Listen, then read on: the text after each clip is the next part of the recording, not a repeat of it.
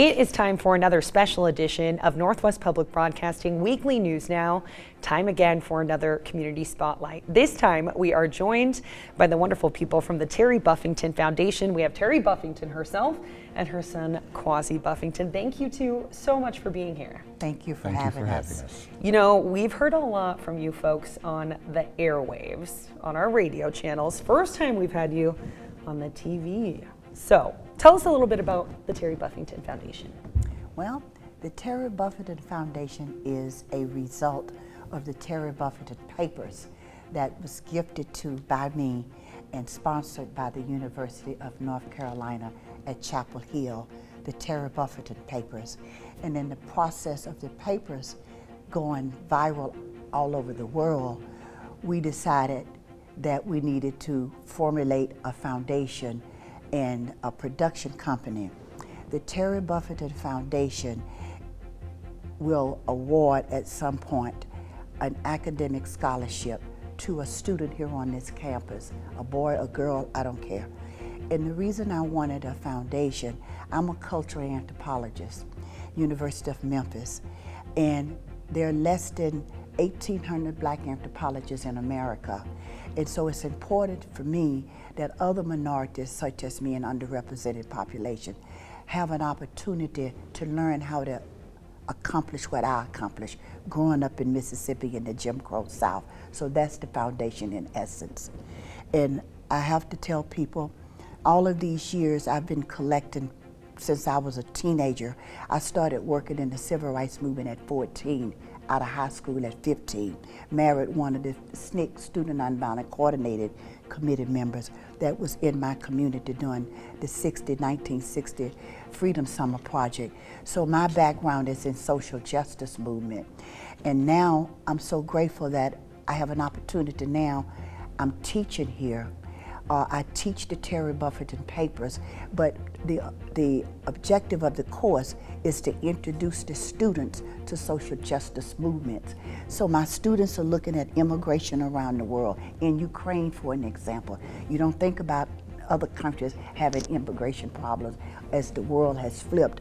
So I'm real happy that I'm able to do that, and I want to be able to pass this legacy on to my community. This is my community now, and it's exciting. Some exciting things are happening here. Yes. In large part thanks to you. So Terry, I do have to know, does the Palouse feel like home yet for you guys? Oh Lord, yes. It does feel like home. It feels like home. It's, you know, home is, living is how you make your life. Nobody can make you happy. It is something that you have to find for yourself. And what I like about living here is all of the nature. And I'm a member of the Pullman Senior Society. Been there since I moved here 7 years ago, and it has just been great. They're my first family. And so between that and my other activities that I do, this was the most logical place for us to be. And we didn't plan to be here, it just happened. Now that we're here, y'all are not going to get rid of us. We love it. We don't plan to. We love it. All right, we're running short on time, but we know that support is really important for a lot of foundations. Tell us about how it helps you. Well, support helps us in a number of ways. It helps us to build community relationships. It helps us to build business relationships. And being that we are a local community organization in conjunction with WSU Pullman, it helps us reach the student population.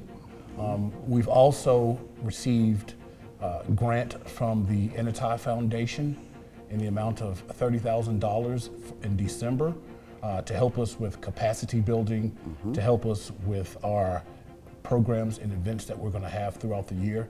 And so we're looking forward to branching out, making more connections, and nurturing relationships as we move forward in 2024.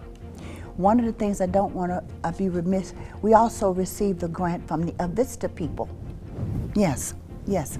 So that has enabled us now to perhaps maybe sponsor.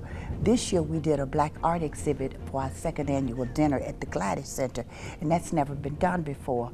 So now with the grant we received, it puts us in a position we can maybe say sponsor or partner with another, maybe the United Way, and do more programming. And that's the beauty of having the funds.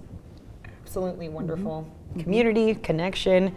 We are behind everything you do here at NWPB. Thank you. If people want to find out more about the Terry Buffington Foundation, how do they do that? They can find us at terrybuffingtonfoundation.org. That's terrybuffingtonfoundation.org. Terry Buffington Foundation on Instagram. We are also on Facebook.